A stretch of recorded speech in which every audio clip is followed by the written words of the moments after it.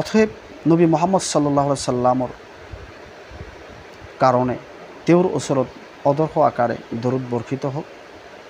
আল্লাহুম্মা সাল্লি আলাইহি আল্লাহুম্মা বাৰিক আলাইহি। তো বিশেষ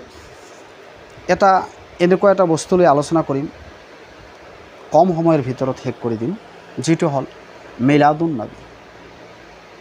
আচলতে মিলাদুন নবী কোরআন হাদিসত প্রমাণ আছেনে? নবীর জন্মদিবস পালন করা কোরআন হাদিসত প্রমাণ আছেনে? নবীর জন্মদিবস পালন করা সম্পর্কে সাহাবীসকল কৈছিল নে? নবীর জন্মদিবস পালন করা সম্পর্কে তাবাইনসকলে কৈছিল নে? নবীর জন্মদিবস পালন করা সম্পর্কে ইমাম আবু হানিফা কেতিয়াবা কৈছিল নে? নবীর জন্মদিবস পালন করা সম্পর্কে ইমাম শাফি কেতিয়াবা কৈছিল নে? নবীর জন্মদিবস মিলাদুন নবী পালন করা সম্পর্কে ইমাম আহমদ বিন হাম্বল কেতিয়াবা কৈছিল নে? নবীর জন্মদিবস যেটুক আমি মিলাদুন নবী নামে পরিচিত, মিলাদুন নবী কৰিব লাগিব বুলি ইমাম মালিক কেতিয়াবা আমাক কৈছিল নে? কেতিয়াবা কৈছিল নে? তেওঁলোকৰ মানে হাতীবিন্দুসকলক কৈছিল নে? কেতিয়াবা কোৱা নাই।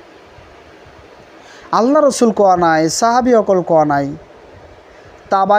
তাবাইনসকল কোৱা নাই, ইমাম মালিক কোৱা নাই, ইমাম শাফি কোৱা নাই, ইমাম হাম্বলি কোৱা নাই, ইমাম মালিক কোৱা নাই। তো আপোনালোকে ইমান ডাঙৰ আলিম ক'ত হৈ গ'ল? ক'ৰ পৰা হৈ গ'ল? ইমান ডাঙৰ পণ্ডিত কেনেকৈ হ'ল? আচ্ছা, আপুনি যে আল্লাহ ৰসুলক এনেকৈ মাতিলে, এই মহানগৰীত সেইদিনা গুৱাহাটী চালোঁ শুক্ৰবাৰে, বিৰাট ডাঙৰ মানে বহুত মানুহ মানে ইয়া নবী সালাম আলাইকা, ইয়া নবী বুলি মানে মাতি আছে, লা ইলাহা ইল্লাল্লাহ বুলি মাতি আছে। এই ধৰণৰ নীতিমালা, এই ধৰণৰ নিয়ম নীতি কোৰআন হাদিসত ক'ৰবাত আছেনে?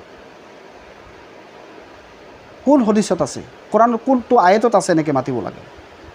কোনটো আয়াতত আছে এনেকৈ মাতিব লাগে, এনেকৈ আল্লাহ ৰসুলক সমাধান কৰিব লাগিব? আল্লাহ সুবহানাহু ওয়া তাআলা কোৰআনুল মাজিদত সূৰা হিজৰতৰ ৩ নম্বৰ আয়াতত কৈছে যে যিজন মানুহ, সাহাবীসকলক কৈছে, সেই সময়ত কোৰআন অৱতীৰ্ণ হৈছিল, নাজিল হৈছিল তেতিয়া সাহাবীসকলৰ মাজত যেতিয়া মানে কথা পতন হোৱাতে যেতিয়া নেকি দুইজন সাহাবাৰ মাজত আৱাজ মানে ডাঙৰ আৱাজ হৈ গ'ল, তেতিয়া আল্লাহ সুবহানাহু ওয়া তাআলা কোৰআনৰ আয়াত নাজিল কৰি দিছে। আল্লাহ সুবহানাহু ওয়া তাআলা কৈছে, নবী মুহাম্মদ সাল্লাল্লাহু আলাইহি সাল্লামক তোমালোকে তেওঁৰ সন্মুখত তোমাৰ কণ্ঠ একেবাৰে সাউন্ডলেছ কৰি কথা কোৱা, একদম নিম্ন কণ্ঠত কথা কোৱা, আৱাজ যাতে ডাঙৰ হৈ নাযায় তোমালোকৰ। আল্লাহ ৰসুল সাল্লাল্লাহু আলাইহি সাল্লামেৰ জীৱন দশাত উমৰ আৰু আবু বকৰ এই দুইজনৰ মাজত কিবা এটা কথা লৈ কথা কাটাকাটি হৈছে। আপুনি এই কথাখিনি তাফসীৰ ইবনে কাসিৰত পাব। তাৰে মাজত আল্লাহ সুবহানাহু ওয়া তাআলা কোৰআনৰ আয়াত অৱতীৰ্ণ কৰি দিলে, নবীৰ সন্মুখত তোমালোকে এনেকৈ ডাঙৰকৈ কথা কৈছা, ডাঙৰ আৱাজেৰে কথা কৈছা। ইয়াৰ পাছৰ পৰা উমৰ ফাৰুক ৰাদিয়াল্লাহু তাআলা আনহু যেতিয়া আল্লাহ ৰসুল সাল্লাল্লাহু আলাইহি ওয়াসাল্লামৰ ওচৰত কিবা কথা ক'বলৈ গৈছিল, তেতিয়া একবাৰ কথা ক'লে নবী মুহাম্মদ সাল্লাল্লাহু আলাইহি ওয়াসাল্লাম শুনা নাছিল। আকৌ কৈছিল যে কোৱাচোন উমৰ ফাৰুক, মই ভালদৰে শুনা নাই। তাৰমানে কি বুজাইছে? এই আয়াত নাজিল হোৱাৰ পাছৰ পৰা আল্লাহ ৰসুল সাল্লাল্লাহু আলাইহি ওয়াসাল্লামৰ কিবা কথা সুধিবলৈ গ'লেও একেবাৰে নিম্ন কণ্ঠে কথা কৈছে, যেন আৱাজ ডাঙৰ হৈ নাযায়। তো আপুনি যে ৰাস্তাত থিয় দি কৈ আছে ইয়া নবী, ইয়া নবীৰ ব্যাখ্যা কি আপনি বুজি পায়? আপনি তো মূর্খ পণ্ডিত, মূর্খ পাগড়িওয়ালা, মূর্খ আলখিল্লাওয়ালা, মূর্খ লাঠি লৈছে হাতত, তসবি আছে বা হাতত, আগ হাতত লাঠি, মাথাত ২২ হাত লম্বা পাগড়ি, আলখিল্লা জুব্বা পৰি আছে। আপনি ডাঙৰ হুজুর হয়ে গেছে, ফরিস্তা হয়ে গেছে, আপনি ফরিস্তা বনি গেছে। কিন্তু আপনি জানে এই ইয়া নবীর ব্যাখ্যা কি আপনি বুঝি পায়? ইয়া নবী মানে হে নবী, কিন্তু আল্লাহ তো হে নবী বুলি মাতা নাই। আল্লাহ কোরআনুল মাজিদ নিজেই নাম রাখিছে, ইয়া আইয়ুহান নবী, হে সম্মানিত নবী, হে মাননীয় নবী। ইয়া আইয়ুহা রসুল, হে সম্মানিত রসুল, হে মাননীয় রসুল। আপনি তো মাতিলে হে রসুল।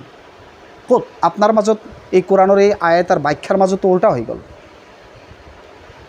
আপনি পণ্ডিত সাজিছে ন, খুব বেয়া লাগিল, খুবই বেয়া লাগিল।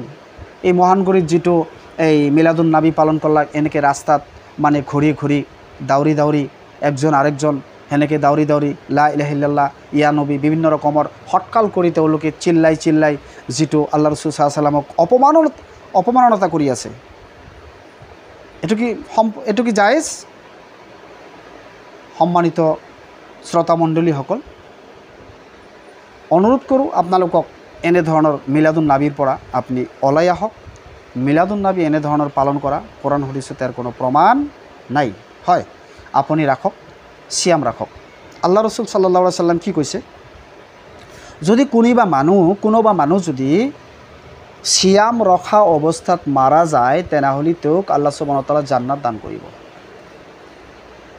তো আপনি সোমবাৰে চিয়াম ৰাখক, বৃহস্পতিবাৰ চিয়াম ৰাখক, মাহৰ 13, 14, 15 আইমে 20 চিয়াম ৰাখক, সোমবাৰ বৃহস্পতিবাৰ চিয়াম ৰাখক।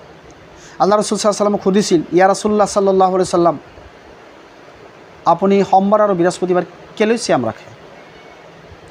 নবী মুহাম্মদ সাল্লাল্লাহু আলাইহি সাল্লাম তেখেত উত্তৰ দিছে যে এই দিন মোৰ জন্ম হৈছিল আৰু কোৰআন অৱতীৰ্ণ হৈছিল, সেইকাৰণে মই চিয়াম ৰাখিছোঁ। আল্লাহ সুবহানাহু ওয়া তাআলা আমাক সকলোকে বুজাৰ তৌফিক দান কৰক। আল্লাহুম্মা আমিন।